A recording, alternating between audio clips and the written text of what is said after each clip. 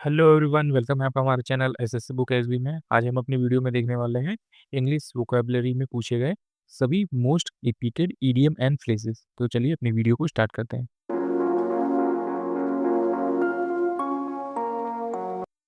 तो आइए बढ़ते हैं अपने इडियम की तरफ। इसमें हमने अल्फाबेटिकल ऑर्डर में हम अपनी वीडियो में स्टार्ट करेंगे।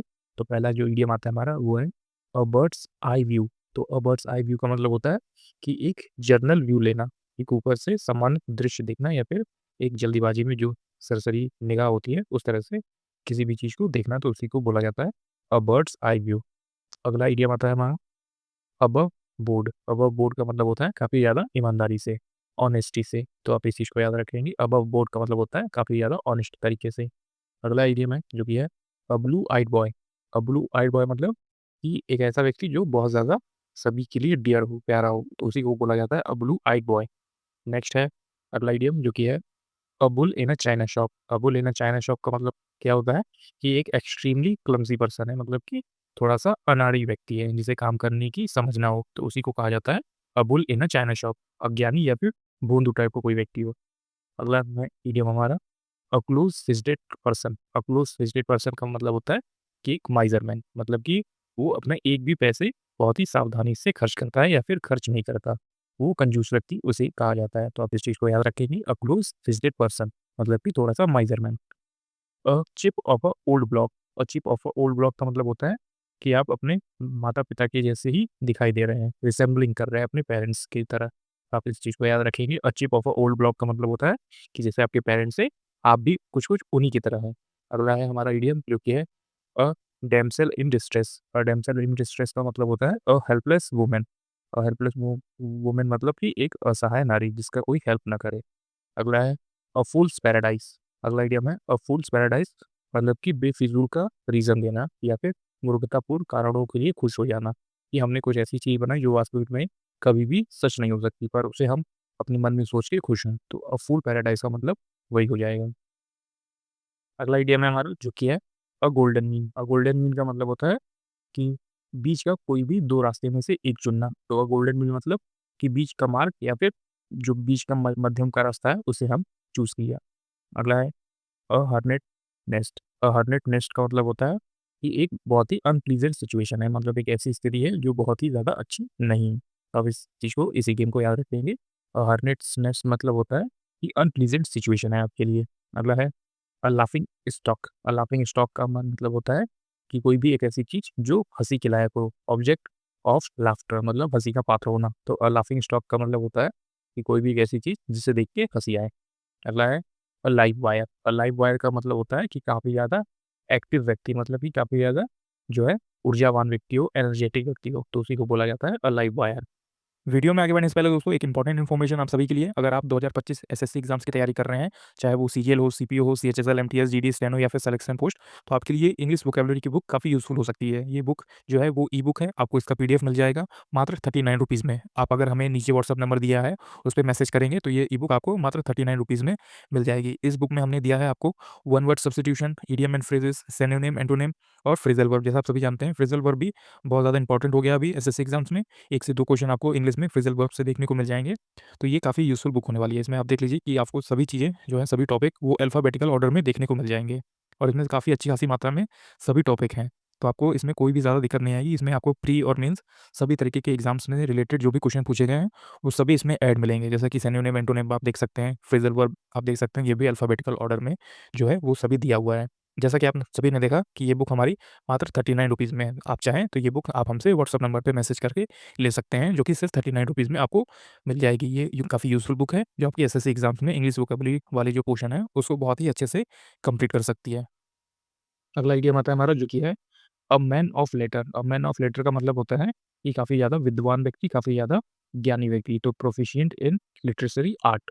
तो किसी साहित्यिक कला में काफ़ी ज़्यादा रुचि हो, उसमें वो काफ़ी ज़्यादा एक ज्ञान रखता हो, तो उसी को बोला जाता है अ मैन ऑफ लेटर्स।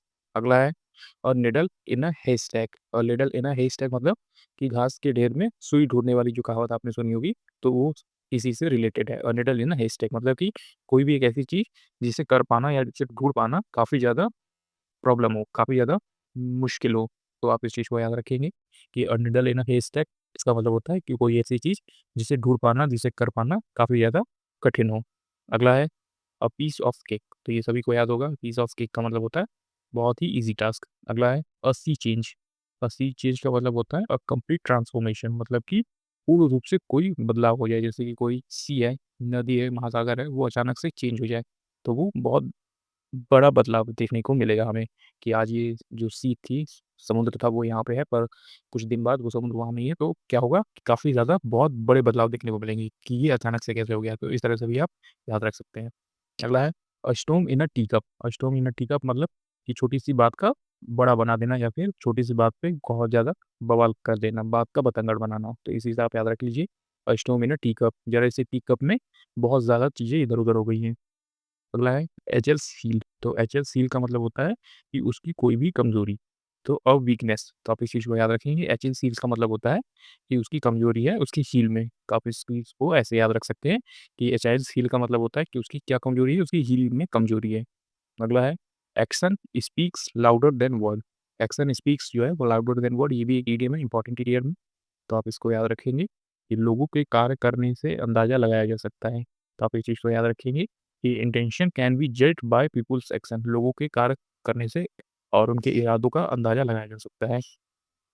अगला है लाइविंग एंड किकिंग, तो अलाइव एंड किकिंग का मतलब होता है कि आप काफ़ी अच्छी कंडीशन में, अच्छी हेल्थ में हैं, तो आपका स्वास्थ्य क्या है, काफ़ी ज़्यादा अच्छा है। अगर आप चल रहे हैं, किक कर रहे हैं, तो ज़िंदा हैं, तो इस तरह से भी आप याद रख सकते हैं। Alive and kicking important idiom है, आप इस चीज़ को याद रखेंगे। Good health. अगला है ऑल एंड सन्ड्री, तो ऑल एंड सन्ड्री का मतलब होता है बिना किसी भेदभाव के, हर तरह से इक्वल तरीके से देखना, तो बिना किसी भेदभाव के, एवरीबॉडी विदाउट डिस्टिंक्शन, हर तरह के लोगों के बिना भेदभाव या फिर बिना किसी ऊँच-नीच किए आप उनके साथ बैठ के बातें-वातें कर रहे हैं, तो इस तरह से भी आप याद रखें। ऑल एंड सन्ड्री आपके लिए सब सेम है। अगला है ऑल मूनशाइन, तो ऑल मूनशाइन का मतलब होता है कि पूरी तरह दिखावटी या फिर पूरी तरह झूठ, फार फ्रॉम रियलिटी, जो सच के बहुत करीब ना हो, जो सच से बहुत ज़्यादा दूर हो, ऑल मूनशाइन हो। जैसे कि मून काफ़ी ज़्यादा दूर है, तो इसलिए ये झूठ भी सच से काफ़ी ज़्यादा दूर है, मतलब इसका वास्तविक से कोई लेना-देना नहीं है। अगला है all in a same boat, all in the same boat, एक जैसी जो है सेम अनप्लीजेंट सिचुएशन में होना, जैसे कि सिचुएशन में आप हैं, उसी सिचुएशन में आपका सामने वाला भी है, तो all in a same boat, एक ही जैसी समान स्थिति में होना। अगला आइडिया होता है हमारा, ये है an eye for an eye, an eye for an eye, इसका मतलब होता है कि जैसे को तैसा, जैसा बर्ताव करेंगे वैसा ही आपके पास वापस आएगा, you will get as you behave. अगला आइडिया आता है an iron will, an iron will का मतलब होता है कि आपने बहुत दृढ़ प्रतिज्ञा ले ली है, आपका स्ट्रॉन्ग डिटर्मिनेशन है। तो आपसे ये चीज़ याद रखेंगे कि मजबूत इच्छा शक्ति को ही एन आयरन विल बोलते हैं। जैसे आयरन काफ़ी ज़्यादा स्ट्रॉन्ग होता है, तो आपने भी कुछ स्ट्रॉन्ग डिटर्मिनेशन लिया होगा, तो इस तरह से भी आप याद रखेंगे। अगला है an open book, an open book का मतलब होता है एक खुली किताब होना। One should hold no secret, जिसके पास कोई भी सीक्रेट ना हो, तो उसी को बोला जाता है एन ओपन बुक। अगला है as the crow files, as the crow files का मतलब होता है कि नाक की सीध में होना, तो आप इस चीज़ को याद रखेंगे, सबसे छोटा रास्ता, द शॉर्टेस्ट रूट। तो अ क्रोज़ फाइल मतलब कौवे की तरह एकदम छोटे रास्ते पे चलेंगे, तो आप इस चीज़ को याद रखेंगे। क्रो फाइल मतलब होता है कि शॉर्टेस्ट रूट से जाना। अगला है as hard as a nail, बिना भेदभाव का, इसका मतलब होता है कि आपके पास कोई भी इमोशन नहीं है, इमोशनलेस है, एड हार्श एंड नेल। अगला है हमारा इडियम जो कि है एट अ स्ट्रेच मतलब होता है निरंतर प्रयास करते रहना, कंटिन्यूअसली आप किसी चीज़ में समय दे रहे हैं, तो एट अ स्ट्रेच। अगला इडियम आता है हमारा at back and call, at back and call मतलब होता है कि आपके इशारे पे कोई आपसे काम किया जा रहा है। To be dominated by someone, तो किसी के अधीन होना, जैसे कि ये कोई बॉस है जो आपसे लगातार काम करवाया जा रहा है, तो वो आप उसके लिए क्या हुए, एट बैक एंड कॉल हुए, मतलब कि वो आपको इशारों पे नचा रहा है। अगला आइडियम आता है हमारा at cross purpose, at cross purpose का मतलब है कि आप किसी और की बातों से सहमत नहीं हैं। आपके अंदर क्या है, दोनों के अंदर कॉन्फ्लिक्ट है किसी भी चीज़ को लेकर, तो एक-दूसरे के साथ जो है हस्तक्षेप करते हुए, संघर्ष करते हुए, मतलब कि जो वो कह रहा है, सामने वाला आप उसे नहीं मान रहे हैं, आप जो कह रहे हैं वो सामने वाला नहीं मान रहा है, तो आप दोनों के बीच में थोड़ा-सा विरोध है, कॉन्फ्लिक्ट है, तो उसी को बोला जाता है एट क्रॉस पर्पस। अगला आइडिया आता है हमारा at loggers head, at loggers head का मतलब क्या होता है कि टू डिसएग्री स्ट्रांगली, कि आप किसी की बात बिल्कुल से ही नहीं मान रहे हैं। तो आप इस चीज़ को याद रखेंगे, एट लॉगरसाइड मतलब होता है आप किसी से बिल्कुल भी उसकी बात से सहमत नहीं है, पूरी तरह सहमत नहीं है। अगला है एट सी का मतलब होता है उलझन में होना, जैसे कि आप बहुत बड़े समुद्र के आगे खड़े हो जाएँगे तो आपको समझ नहीं आएगा कि हमें कहाँ जाना है, किस तरफ जाना है। तो आप पूरी तरह हैरान परेशान हो जाएँगे। तो इसी से आप याद रखेंगे एट अ सी, मतलब जब आप सी पे खड़े होंगे, महासागर में, बहुत बड़े महासागर के पास खड़े होंगे, तो आप पूरी तरह उलझन में होंगे, आपको कुछ समझ नहीं आएगा कि हमें कहाँ जाना है। तो इसी से आप याद रखेंगे कि इडियम है हमारा एट सी, मतलब कि हम सी के सामने खड़े होंगे तो हमें बिल्कुल भी अंदाज़ा नहीं होगा कि हमें कहाँ जाना है, हम कन्फ्यूज़ हो जाएँगे। तो परप्लेक्स्ड इसका राइट जो है वो मीनिंग हो जाएगी। अगला है बैक सीट ड्राइवर, तो बैक सीट ड्राइवर का मतलब होता है इंटरफेयर करते रहना। जो चीज़ आपको भी पता है और वही चीज़ आपको कोई और बताया जा रहा है, तो उसी को बैक सीट ड्राइवर कहा जाता है। जैसे आप गाड़ी चला रहे हैं, आपके पीछे बैठा दोस्त बोल रहा है कि इस तरह से नहीं चलाओ, ऐसे चलाओ, इस तरह से चलाओ, तो इसी को बोला जाता है बैक सीट ड्राइवर। मतलब बिना बात पे कोई भी बात को उस पे दखल देना कि इस तरह से करो, ऐसे मत करो, तो इस तरह से भी आप याद रख सकते हैं। अगला इडियम है बी इन द ईयर, तो B in the year idiom आता है हमारा, इसका मतलब होता है कि जिस पर विचार हो रहा हो, मतलब अंडर कंसिडरेशन, मतलब बिहाइंड है कि हाँ, हम इस चीज़ पे सोच रहे हैं, हम इस चीज़ पे आगे बात करेंगे, हम इस चीज़ को अपने तरीके से देख रहे हैं कि इस पे कैसे काम किया जा सकता है। तो इसी से आप याद रखेंगे बी इन द ईयर, मतलब ये एयर की तरफ हमारे चारों तरफ दिमाग में घूम रहा है। अगला इडियम आता है जो कि है be in the eye of storm. Be in the eye of storm मतलब होता है कि to be the centre of a difficult condition, समस्या या परेशानी का केंद्र में होना। तो आप इस चीज़ को याद रखेंगे कि B in the eye of storm मतलब कि आप उस समस्या के बिल्कुल केंद्र में हैं, वो समस्या ठीक आपके ऊपर ही आ गिरी है। तो इस तरह से भी आप याद रखेंगे कि एक स्टॉर्म आ रहा है और उस स्टॉर्म के बीच में आप फँस गए हैं, तो आप उसके क्या हुए? आई हुए।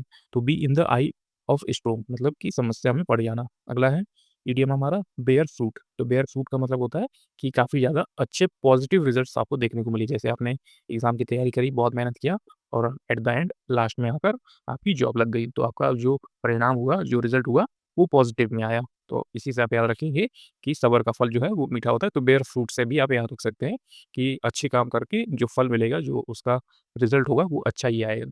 अगला है बेयर द ब्रंट ऑफ, तो बेयर द ब्रंट ऑफ का मतलब होता है बुरा परिणाम भुगतना। To endure the worst part of something, आपने जो गलत किया है आप उसके लिए पछताएंगे भी। तो आप इस चीज़ को याद रखेंगे बेयर द ब्रंट ऑफ, मतलब कि आपने जो गलत किया है किसी चीज़ का सबसे बुरा हिस्सा भुगतना। आपने जो कुछ गलत किया है आपको वो एक टाइम पे उस चीज़ को सहना पड़ेगा।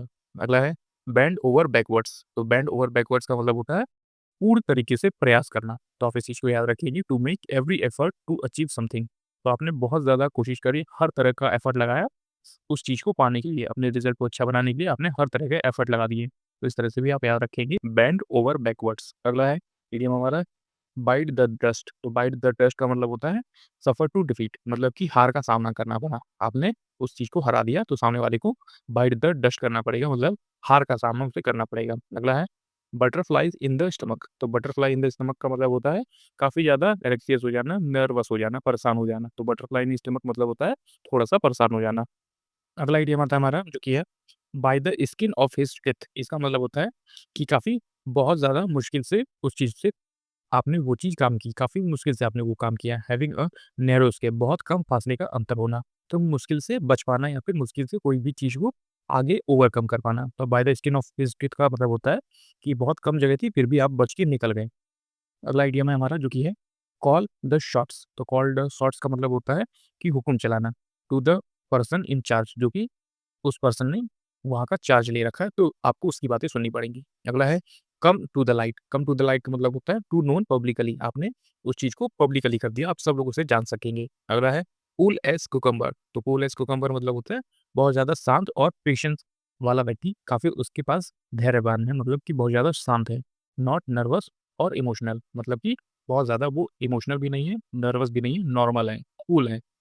अगला है cross the bridge when you come to it, इसका मतलब होता है योजना और व्यवस्था बनाना। तो पहले आप सोचेंगे कि आपको ब्रिज कैसे पार करना है, फिर आप उस तरह से आगे बढ़ेंगे। तो इसी का मतलब आप इस तरह से याद रखेंगे cross the bridge when you come to it, deal the problem deal with problem when it arise, मतलब जब समस्या उत्पन्न होने पर उस समस्या से कैसे निपटा जाए इस चीज़ का प्लान बनाना, योजना बनाना। अगला आइडिया आता है कट टू द चेस, मतलब कि कट टू द चेस का मतलब होता है मुख्य बात पर आ जाना, डायरेक्ट पॉइंट पे आ जाना कि आप क्या बात बोलना चाह रहे हैं। अगला इडियम आता है हमारा जो कि है डाई इन हार्नेस। डाई इन हार्नेस का मतलब होता है कि डाई व्हाइल वर्किंग, मतलब जब आप काम कर रहे हैं तभी आपकी मृत्यु हो जाती है। तो डाई इन हार्नेस का मतलब होता है कि सेवा काल में ही डाई हो जाना, मतलब सेवा काल में ही मर जाना। इस तरह से भी आप याद रखेंगे। Do good turn, do good turn का मतलब होता है किसी का हेल्प करना, तो सेवा प्रदान करना। आप इस चीज़ को याद रखें। अगला है ड्रैग्स 1 फीट, ड्रैग्स 1 फीट मतलब होता है अपनी पैर को पीछे खींच लेना, मतलब कि किसी भी काम में आपने पहले कहा था कि हाँ, हम करेंगे, फिर आप पीछे हट गए। तो do something deliberately at a slow pace, मतलब जानबूझ के उस चीज़ को मत करना या फिर पीछे हट जाना। तो ड्रैग्स 1 फीट का मतलब होता है कि अपने आप को पीछे हटा लेना। अगला आइडियम आता है हमारा जो कि है draw a blank. Draw a blank का मतलब होता है कि सफल ना हो पाना। Find no favour to be unsuccessful, मतलब कि आप सफल नहीं हो पा रहे। तो ड्रॉ अ ब्लैंक मतलब आपके पास कुछ ब्लैंक हिस्सा है जो आपको नहीं समझ में आ रहा है, तो आप सक्सेसफुल नहीं बन पा रहे हैं। अगला है ड्रॉ अ लाइन। तो ड्रॉ अ लाइन का मतलब होता है टू फिक्स अ लिमिट। आपने एक लाइन ड्रॉ कर दी है और आपने एक लिमिट खींच दिया है कि आप इस लिमिट से आगे नहीं जाएंगे, तो ये हो जाएगा ड्रॉ अ लाइन। अगला है डच करेजेस। तो डच करेज मतलब होता है शराब के प्रभाव में बहादुरी दिखाना। तो आप इस चीज़ को याद रखेंगे कि डच करेजेस मतलब होता है कि पहले आपके पास कुछ नहीं था, फिर आपने शराब पिया तो आपके अंदर बहुत ज़्यादा बहादुरी आ गई। साहस की ज़रूरत होने पर कुछ लोगों को शराब पीने जाने से काफ़ी ज़्यादा आत्मविश्वास मिलता है कि हम ये कर लेंगे, हम वो कर लेंगे। तो इस तरह से इसी चीज़ को डच करेज के नाम से भी जाना जाता है। अगला आइडिया हम देखते हैं जो कि है ईट एवरीवन सॉल्ट। तो ईट एवरीवन सॉल्ट मतलब होता है टू बी वंस गेस्ट, किसी का मेहमान बन के जाना या फिर किसी का अतिथि बन के जाना। अगला है इडियम हमारा ईट हम्बल पाई। ईट हम्बल पाई मतलब होता है क्षमा मांगना। तो अपोलोजाइज करना अपनी गलती के लिए। तो आप इस चीज़ को याद रखेंगे। ईट हम्बल पाई मतलब होता है टू अपोलोजाइज करना अपनी गलती के लिए।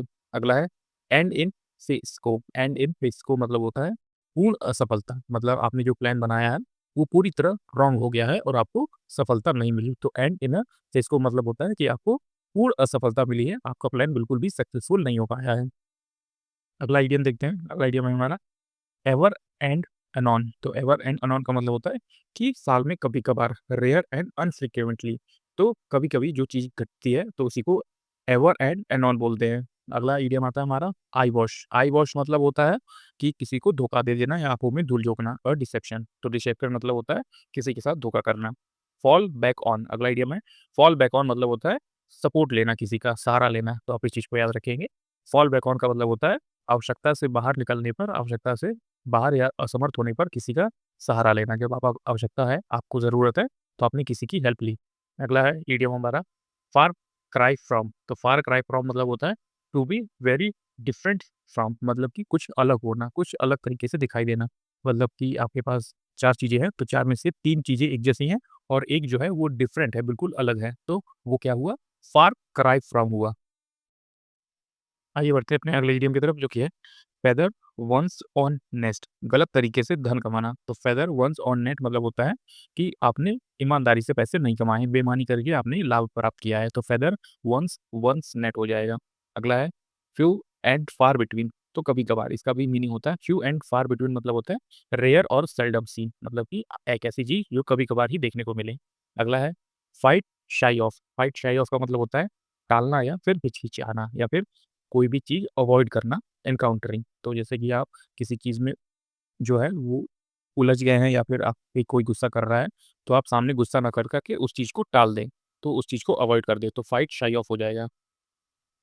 अगला आइडिया हम देखते हैं fit as a fiddle. Fit as fiddle का मतलब होता है परफेक्टली हेल्दी कंडीशन होना, कि आपकी जो स्वास्थ्य स्थिति है वो बिल्कुल से ही ठीक है। तो फिट एज़ फिडल हो जाएगा आपका राइट आंसर। अगला है इडियम हमारा get down to brass task. तो get down to brass task जो कि ये होता है मुख्य बात पर आना, to start talking with the most important fact of a situation. तो आप इस चीज़ को याद रखेंगे, ये इडियम है get down to a brass task, मतलब कि कोई भी मुख्य बात पर आना, मुख्य बात करना। अगला है get something off one's chest, मतलब कि बोझ हल्का कर देना। आपने जो अपने मन में कुछ बोझ जो है अपनी बातें ऐसी बना के रखी होगी, आपने सामने वाले को बता दिया, तो आपका बोझ जो है वो हल्का हो गया। Express something that has been worrying you and you want to say, कुछ ऐसा व्यक्त करना जो आपको चिंतित कर रहा है और आपने वो चीज़ किसी को बता दिया, तो आपके अंदर का वो बोझ जो है वो हल्का हो गया। अगला है गेट द बेल रोलिंग। तो गेट द बेल रोलिंग का मतलब होता है किसी भी चीज़ को स्टार्ट करना। जैसे आपने स्कूल टाइम में देखा होगा कि जब बेल बजती थी तभी आपका जो पढ़ाई का पीरियड है वो स्टार्ट हो जाता था। तो इसी हिसाब से याद रखेंगे गेट द बेल रोलिंग, जो कि इसका राइट आंसर हो जाएगा। इस इडियम का राइट आंसर है टू स्टार्ट डूइंग समथिंग, मतलब किसी चीज़ को स्टार्ट कर देना क्योंकि बेल बज गई है। ये था दोस्तों आज का हमारा वीडियो। इसमें मैंने अल्फ़ाबेट ए से अल्फ़ाबेट जी तक जो भी ईडीएम पूछे गए हैं, रिपीटेड ईडीएम पूछे गए हैं डिफरेंट एसएससी के एग्ज़ाम्स में, वो मैंने आपको बताया। यही ईडीएम जो है वो बार-बार अपने एग्ज़ाम में देखे होंगे और यहीं से ईडीएम जो है वो बार-बार इसी तरह के ईडीएम आते हैं। इसी तरह की और सारी वीडियोज़ के लिए आप हमारे चैनल एसएससी बुक एसबी को भी ज़रूर सब्सक्राइब कर सकते हैं। तब तक पढ़ते रहिए और हमेशा अपने लक्ष्य की तरफ आगे बढ़ते रहिए।